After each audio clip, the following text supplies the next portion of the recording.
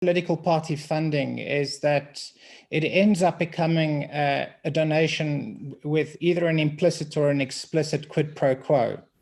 And it means that votes and the electoral process is essentially up for hire.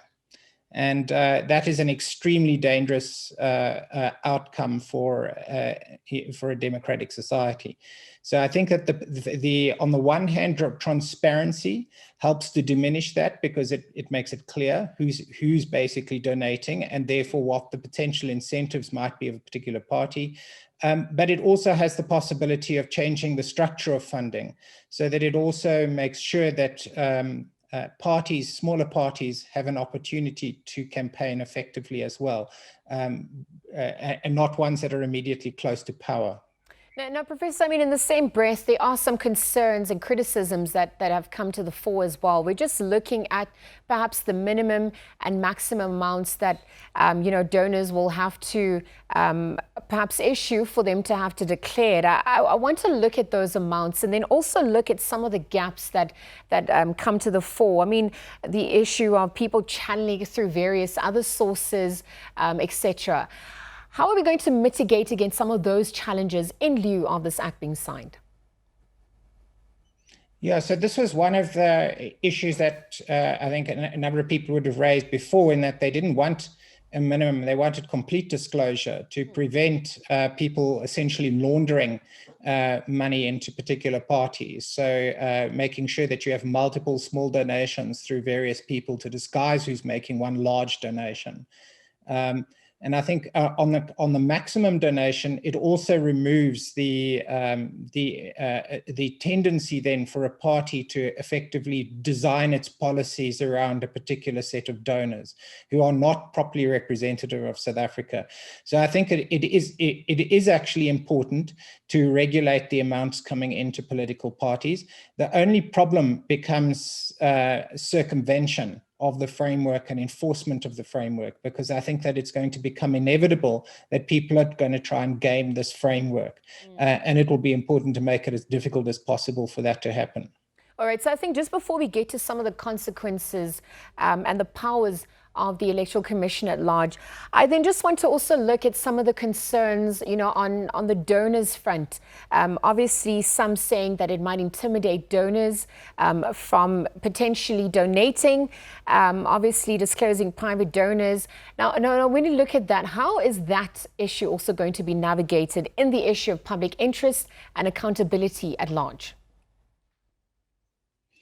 Yeah, so I think that it does raise a concern that people will be reluctant to reveal that they're making a donation, but it might actually also encourage them to donate across the board as well, if they're large potential donors, to support the democratic process.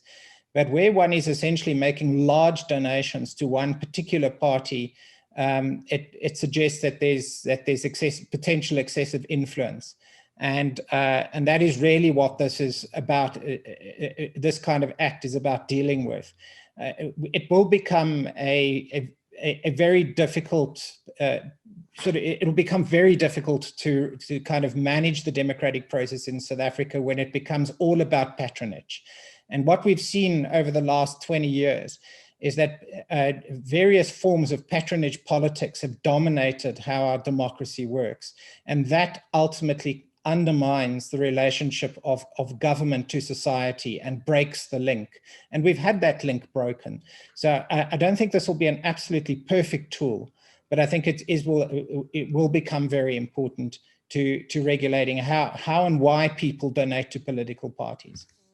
And then we're also looking at the effects of public funding at large. I mean, we've heard that there's going to be a fund created to assist political parties as well. So when we look at that, I mean, how does that influence party performance, obviously in the ways in which the funds are distributed?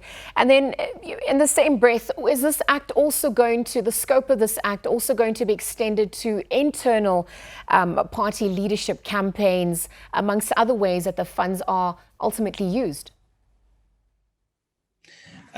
without having looked at how the legal framework might relate to internal party funding, I think it is absolutely critical that internal party funding is also made transparent. What we clearly enormous influence is driven by how funds are moving around from private entities into political parties for the selection of senior office bearers. And it becomes the dominant driver of behavior within political parties, how money internally is actually being used to get you into a senior position. And then the external democratic process of the population voting almost becomes secondary after that happens. So a large part of the funding that has come into the political party structure has often been stolen from government in the case of the ruling party's influence in various areas. And I think that is a serious problem, but also the campaigning process itself around senior posts is a problem. So I think transparency will become really important there. And anybody who's basically receiving tenders and contracts from the state or is very close to certain contracts and licenses, you need to see whether or not they are actually channeling money into internal political party processes. I think that is a source of huge concern in our democratic process. Professor, I just want to wrap up this conversation by looking at the role of the Electoral Commission at large. What are their powers, what are their duties, and also what is the punishment for parties and individuals who obviously defy this act? Is it enough of a deterrent? I think that I think we're going to have to see how the legal process works. I mean, the first part, even though the Electoral Commission has certain powers to oversee, everything can still go to the courts as well. But I think it will be very important going forward, ensuring that the Independent Electoral Commission remains independent. And I think that this is certainly a fear that I'd have, is that the organizations that end up having important influence over the democratic process often become targets of capture. And it would be terrible if the Independent Electoral Commission stops being independent, because that is basically the end of our democracy. So I think that how the Independent Electoral Commission conducts itself, both in elections and in enforcement of rules, will be quite critical. And I think that there's also a requirement for a huge amount of transparency around how they operate as well. So I think this will be the only way to deepen our democracy, keeping the IEC independent, making sure it enforces the rules properly and fairly and diligently, and that if they fail to do so, that there is accountability that can be exerted by the public on them. All right, Professor Alex van den Heever, Chair in Social Security at Wits University, again just chatting to us about Political Party Funding Act